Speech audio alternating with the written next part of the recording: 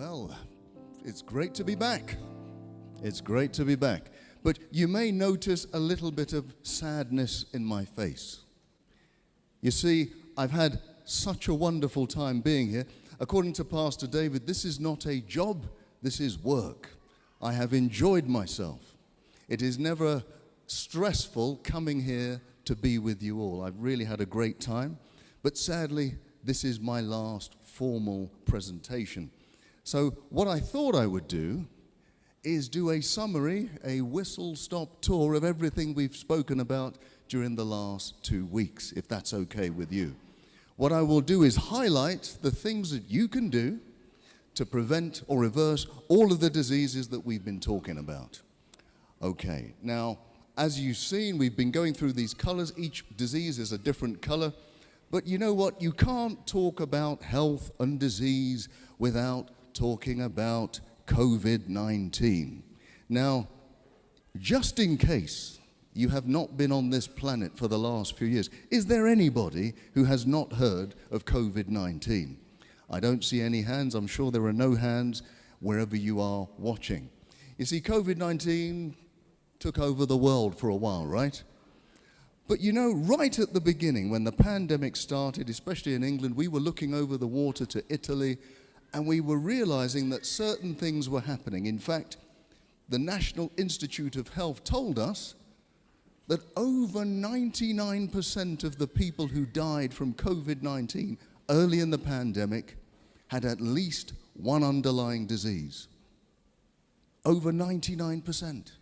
If you didn't have an underlying disease, it was very rare or difficult for you to die from COVID-19. Now, what are these underlying diseases? Yes, indeed, they're the lifestyle diseases that we've been talking about for the last 2 weeks.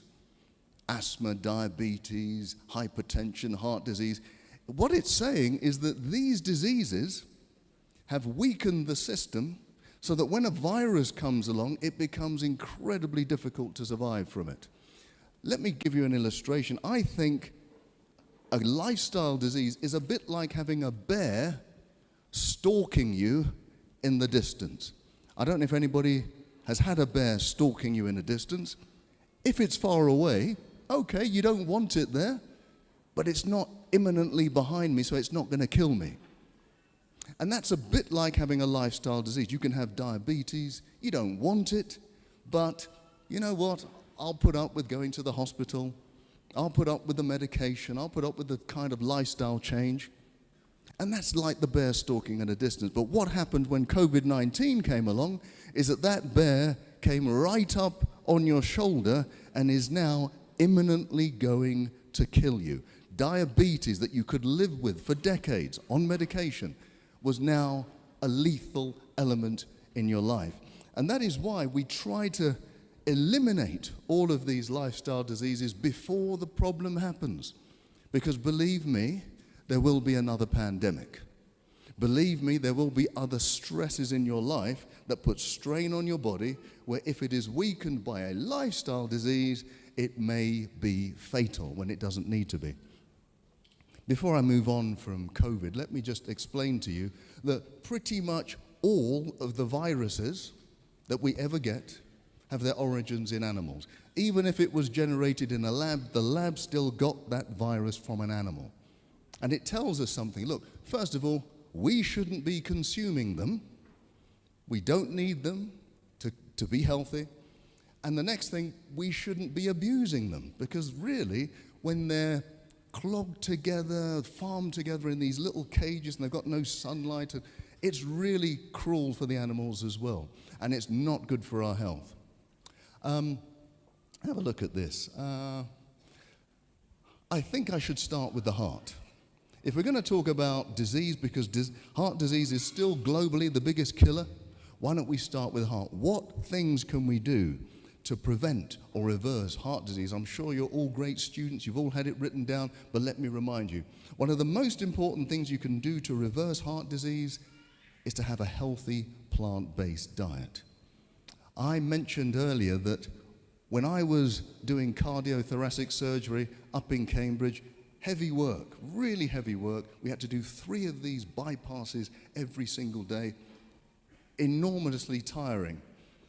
But what we had to do is open up somebody's chest, stop their heart, link it up to a big contraption, and then try and close them all up again. It was a big, big deal. The person would be in pain for months. They'd need rehabilitation. And then, at least, if it was a successful operation, they'd be alive. But evidence has shown us from years ago that just by changing your diet into a healthy plant-based diet, no meat, no milk, no refined sugar, those arteries that were closing down can now open up. Now, for me, even today, I've been doing this for many, many years. It's still miraculous to me that you can reverse one of the biggest problems in the world in terms of health just by changing your diet. You can get rid of doctors like me, and you can just replace it with a healthy diet. That is amazing, and I commend it to all of you. Some of you may have heart disease today. You may have an appointment to see a doctor in a few weeks or months. I can guarantee you, if you go onto a healthy plant-based diet today, by the time you see the doctor, you may not even need an operation. I guarantee that's true. I've seen it with my own eyes. So that's heart disease. What about high blood pressure? If I was to ask you, do you know somebody with high blood pressure? Everybody would say yes. It's such a prevalent disease. Now, what few tips have I given you to reverse high blood pressure? Well, plant-based diet is absolutely good. You have to exercise. We've seen Teeny skipping along this very stage, demonstrating how we have to exercise. It's brilliant. Water. I think water is one of the simplest things you can do to lower your blood pressure. Remember the example I gave you. If you were swimming in a lake, that's fine. If you were swimming in a lake of honey, that will be incredibly difficult because it's so thick. And that's what happens to your blood. If you don't have enough water in it, it becomes incredibly thick. You then have to use a lot of energy to push that blood around the system. Therefore, your blood pressure has to rise. Here's something, though. Going on from the plant-based diet, we said that greens do something quite remarkable in our arteries. They get the interior of our arteries to release a chemical called nitric oxide. That nitric oxide opens up the arteries all over. I told you nitric oxide is the active ingredient of Viagra. Okay, I know none of you have heard of it, none of you need to use it, but I can tell you when it comes to things like erectile dysfunction, rather than reaching for the pill, the best thing to do is reach for those greens. And let me remind you, gentlemen, because this is very important, if you have an episode of erectile dysfunction, you're at a high risk of having a heart attack or a stroke in the next 5 years. So rather than just going to the pill, start thinking about changing your lifestyles. Number 3, cancer. What things have we said about cancer? Well, I always tell people, and I've been speaking to a lot of people in the clinics throughout the weeks, if you have cancer, there are certain things that you must do.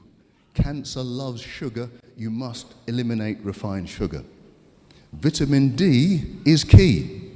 You must have high levels of vitamin D. I recommend 20,000 units per day. Along with that, vitamin C, high dose.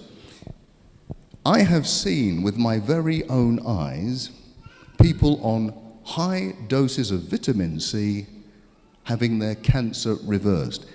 We cannot guarantee it. Don't quote me. You can't guarantee it. But I have seen people on high doses of vitamin C have their cancer reversed. And remember, if you do have cancer, you must seek medical advice.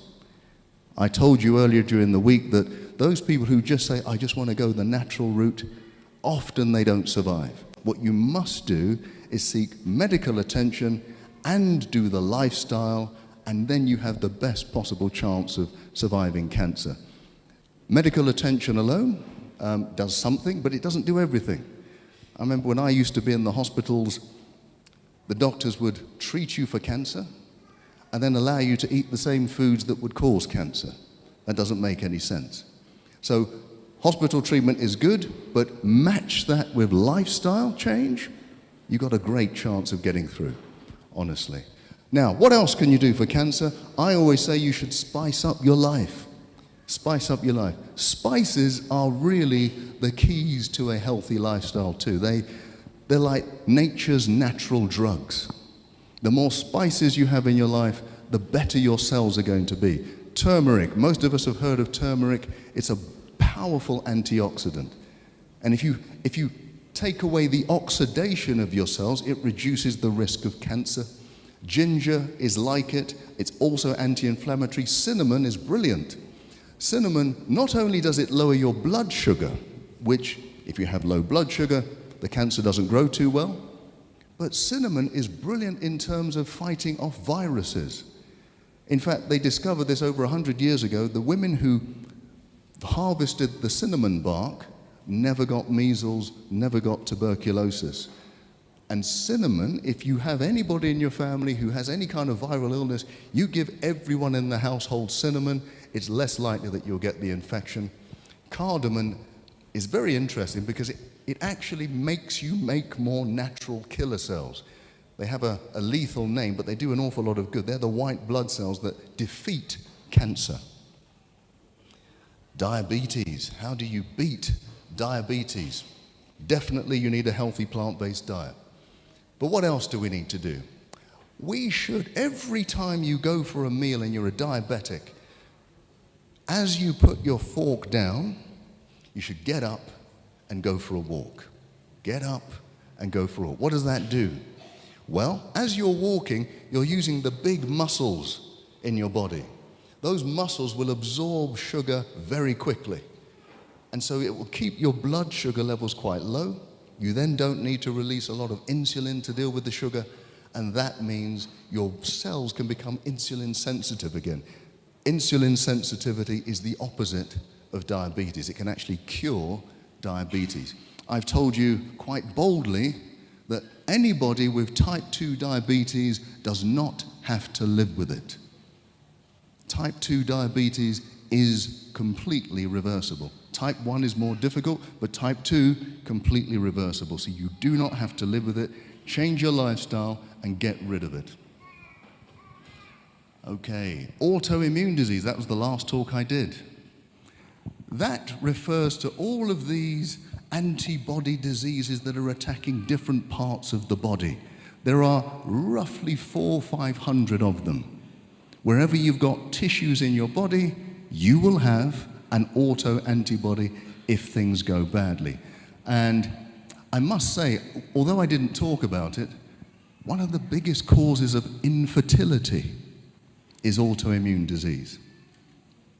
Now, I know people go to the hospital for IVF treatment, absolutely, but rarely do they get to the bottom of what is the problem. And it's usually that you've got antibodies attacking your organs inside that makes it almost impossible to conceive. So everything you've heard me talk about with autoimmune disease, you need to apply if you want to get pregnant. Okay. Now, you see my details. I'm hoping that in 9 months I'm going to get lots of communications of people telling me, yeah, we have a child. So it's possible, believe me. Now, some of the things, if you weren't here the other day, some of the big things that you need to do to get rid of autoimmune disease is get rid of milk, because milk is one of the key factors that generates these antibodies. Deal with stress. Make sure you avoid refined sugar. Have high doses of vitamin D. If you do that, you have a great, great chance. A bit like a little boy called Bart Simpson, don't have a cow man. Stay away from the milk. Okay. Now, this is increasingly a problem on this continent of Africa. Didn't used to be. You go back 50 years, there was very little obesity on this continent in Africa. Now, with all of the imports of Western culture, including Western food and Western lifestyle, we're getting exactly the same problems that they get in the West. How do we defeat it? I always say, get rid of the white stuff. This is not a racist statement, folks. This is not a racist statement. I'm saying get rid of the white rice, white flour, white pasta, and of course that white substance, sugar. You know, sugar, if you look at it from afar, it looks a bit like heroin. And by the way, it activates exactly the same parts of your brain for heroin addiction. That's why giving up sugar can become so difficult. But remember, I did give you some help in overcoming sugar addiction. Remember the Dr. Chidi method, named after some obscure doctor? You remember that? So for those of you who don't remember, let me tell you, when that donut is calling out your name, the worst thing you can do is say, I can't eat the donut. Because if you do that, your brain will just desire it even more. What you must do is say, I will eat the donut, but I'll eat it in half an hour. At the same time, eat yourself an apple. Now that apple will release sugar slowly into your bloodstream, slowly so that you don't get this insulin spike. And after half an hour, you'll have enough sugar in your system to overcome the desire for the donut. You're not looking convinced. If at the end of the half an hour you still want that donut, do the same thing again. At the end of the day, you may have eaten 5 apples. That's okay, that's your 5 a day, right? But even if you fall off the wagon, even if you succumb to the donut, I guarantee you will eat it less frequently than if you didn't try the Dr. Chidi method. What does Dr. Chidi stand for? Don't resist it, choose to have it, but delay it. Dr. Chidi, there you go. Now you'll remember my name, okay? That's the only reason why I did that for you. But seriously, sugar has been a serious business, especially on this continent. We used to be slaves for sugar, now we're slaves to sugar. We need to get rid of the sugar, absolutely. Now, we must not forget dementia. Okay, some of you understood what I was talking about. We must not forget dementia. Okay, I can hear one person, they've understood. Right, dementia, for me, is now one of the most feared diseases around. When I was younger, a younger doctor, it used to be cancer. But now dementia, losing your memory, losing your personality, nobody wants that. It's a fearful thing. The good news is, and there is good news about dementia, it is a lifestyle disease. It is not random. Now, you may have seen studies to say, well, there's a genetic makeup. There is. There are genes for dementia. But there are people who have the gene for dementia who don't get dementia. There are people who don't have the gene for dementia who get dementia. The biggest factors are lifestyle factors. So, for example, you will know that if you have high blood pressure, that's a risk for dementia. If you're obese, if you're diabetic, and the biggest risk is long periods of stress in your adult life. If you do not know how to manage stress in your adult life, that is the biggest risk factor for dementia. So we're going to need to know how to manage the stress. We're also going to have to change our lifestyle, make sure we have the right diet. There's been lots of studies done. On this continent, actually, there's been a Nigerian study which showed that the more berries you have in your diet, the less likely you are to have Alzheimer's. It's even more significant than that. They have showed that if you have dementia, early signs of dementia, you go onto a healthy diet, have lots of berries, you can reverse up to 90% of the symptoms. Now, maybe you've never heard that before. Because most people think, once I've got dementia, it's just a long road down to ruin. That's not true. If you are diagnosed and you change your lifestyle, you can reverse up to 90% of the symptoms of dementia. Talking about stress, we spoke a little bit about depression and anxiety and stress. What little signs can I give you to help? Well, remember what we said. There are triggers for depression. There are triggers for stress. And the big ones are debt, divorce, disease, and death. Now, we can't avoid some of them, but when they come to us, the best thing to do is to not hide away and keep it to yourself. The best thing to do is to get help quickly. The quicker we get help, the quicker we understand that we're not alone, that other people are going through exactly the same thing, the quicker we can cure ourselves or head off depression. What else do we need to do? If you're depressed, you might find it difficult, but one of the ways to break that cycle of depression is to get into some physical activity, whether it's going for a walk, a run, a swim, whatever. Maybe you need somebody to encourage you to do it, but it will break that cycle of depression quicker than just about anything. The next thing you can do is do something, even if it's small, for somebody else. That sounds strange. You're depressed. Why am I going to do something for somebody else? Well, we have shown through scientific endeavor that by doing even a small thing for someone else, it takes your mind off of yourself. And that can break that cycle of that spiral of self-thought. So the more you can do for somebody else, even if you don't feel like it, think of it as if you're doing something for yourself when you're doing something for somebody else. Being kind to somebody else is actually being kind to yourself. What else? I mean, we have to know how to heal from depression, and we've talked about it a lot. Forgiveness. The quicker we can start to forgive ourselves, forgive others, if you're able to do that, it is a quicker release from the grips of depression and stress. Every study I've seen in the last 10 years has an element of letting go of past trauma, of past hurt. The quicker we're able to do that, the greater the chance we're going to be free from depression. And we want to be free from depression. Because in fact, even at the heart of most of these diseases that I've been talking about is a level of stress. Stress makes every disease worse. It doesn't improve one disease. Right, so in fact, we know that disease is what?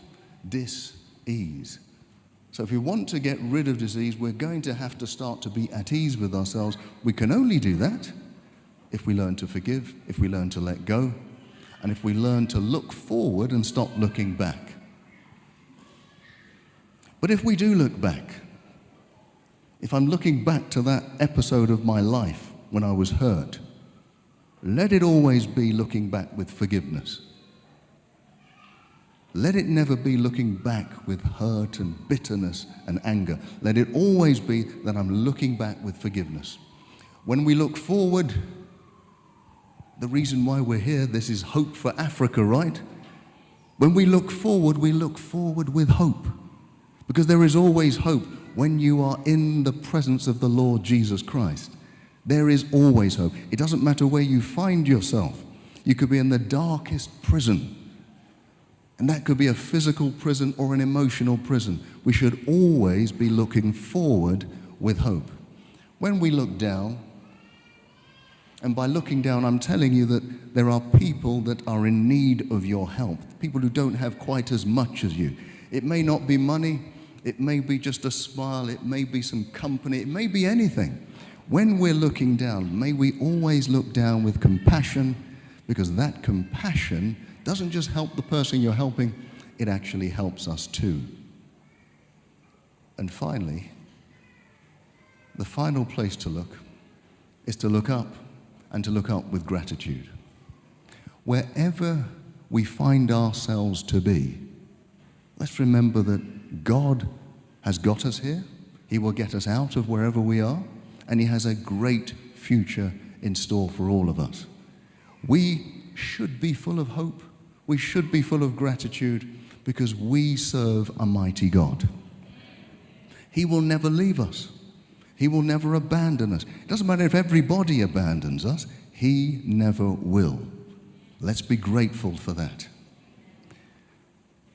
This has been an absolute pleasure for me to be here, to be with you all, to be with my fellow colleagues and who have been sharing wonderful messages. And I'm very sad that this is my last time to be here. But what I do know is what we have done here and what we have left here is a massive hope for the whole continent. Wherever you're watching, whichever country, I know it's even beyond Africa, I'm going to leave you with hope. Whatever illness you find yourself in, there is always hope. There are certain diseases that we now know that we can cure, you don't have to live with. There is hope. You are viewing this, you are part of this wonderful church organization. Do you know this church is responsible for being pioneers of health globally throughout history, I would encourage you to remember that you are children, men and women, of hope. I look forward to seeing you again one day, if not here, in the earth made new and in heaven. Amen.